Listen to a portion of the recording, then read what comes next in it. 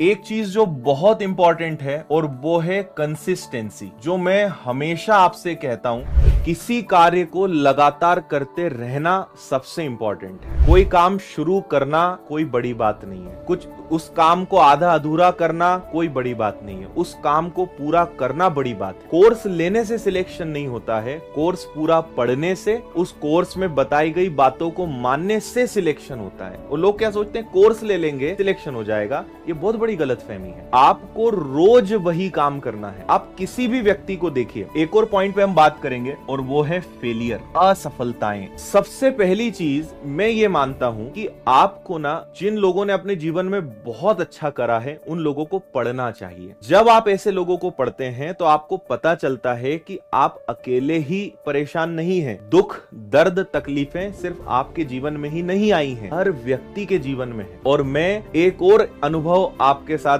Share करता हूं, मतलब एक बहुत छोटी सी बात आपको कहता हूं। जिस दिन लगे कि आपके जीवन में बहुत तकलीफें हैं, बहुत परेशानियां हैं, आप अस्पताल चले जाइए, अपने आसपास किसी अस्पताल में जाओ या किसी शमशान में चले जाओ। आपको पता चल जाएगा कि जीवन में आपकी तकलीफें कम है और दूसरों की ज्यादा है, या आपकी ज्यादा है दूसरों की कम। करके देख लेना। मैं जिस दिन आपको लगे मैं बहुत परेशान हूं, किसी आसपास के हॉस्पिटल में जाके बैठ जाना। आपको लगेगा कि छोटे छोटे बच्चे जो हैं जिंदगी से लड़ रहे हैं। ऐसे लोग जिन्होंने जीवन किसी का नहीं बिगाड़ा, आज वो किसी गंभीर बीमारी से लड़ रहे हैं या किसी और की गलती वो भुगत रहे हैं। लेकिन आप देखेंगे ऐसी जगह जाने में फायदा क्या है। ऐसी जगह जाने में सबसे बड़ा फायदा यह है कि वहां आपको ये सीखने को मिलता है कि इतनी गंभीर स्थिति होने के बाद भी वो लड़ रहे हैं और एक आप हैं, हाथ पैर सही सलामत हैं, दिमाग काम कर रहा है, आप देख पा रहे हैं, आप बोल पा रहे हैं, आप सुन पा रहे हैं। उसके बाद आपको लगता है कि मेरा जीवन बेकार है, मुझे तो अब कुछ करना ही नहीं है मुझे। और दूसरी तरफ आप जाओ, आप किसी अनाथ आश्रम चले जाना, आपको पता चलेगा, बहुत ज्यादा नहीं, किसी दिन 1 या 2 घंटे आंखें बंद करके आप बस भटक लेना थोड़े घर में, आपको समझ में आ जाएगा कि आंखों की कीमत कितनी ज्यादा है। जो ये शिकायत करते हैं ना कि हमारे घर, हम अमीर घर में पैदा नहीं हुए, हम अच्छी जगह पढ़े लिखे नहीं हैं, फलाना फलाना बहुत सारी चीजें हैं।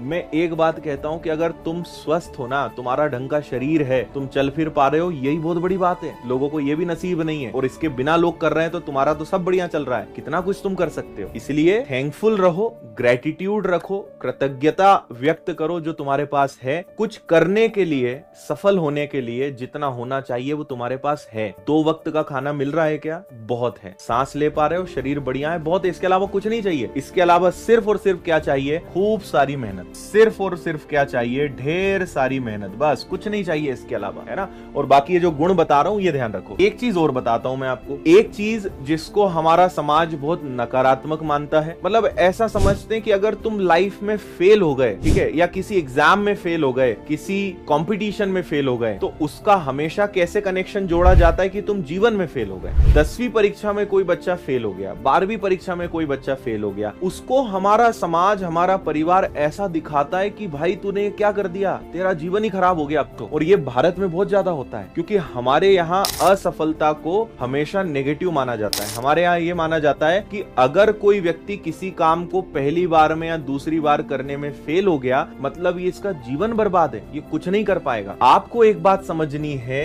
कि फेलियर एक लाइफ का पार्ट है। कोई भी व्यक्ति पहले 4, 6, 8, 10 बार फेल हुआ है तब जाके वो पास हुआ है। पहले वो बहुत सारा असफलताओं का स्वाद उसने चखा है तब जाके वो सफल हुआ है। और सफलता का रास्ता असफलताओं से होकर ही गुजरता है। आप जब तक फेल नहीं होंगे, जब तक आप बार बार किसी चीज में कोशिश करोगे लेकिन अच्छा नहीं कर पाओगे, तब तक आप उसको बेहतर नहीं कर पाओगे। तो ये भी पता होना चाहिए ना कि क्या करने से सिलेक्शन होता है, क्या नहीं करने से सिलेक्शन होता है। सो failure is part of life, ये बात आप हमेशा ध्यान रखें।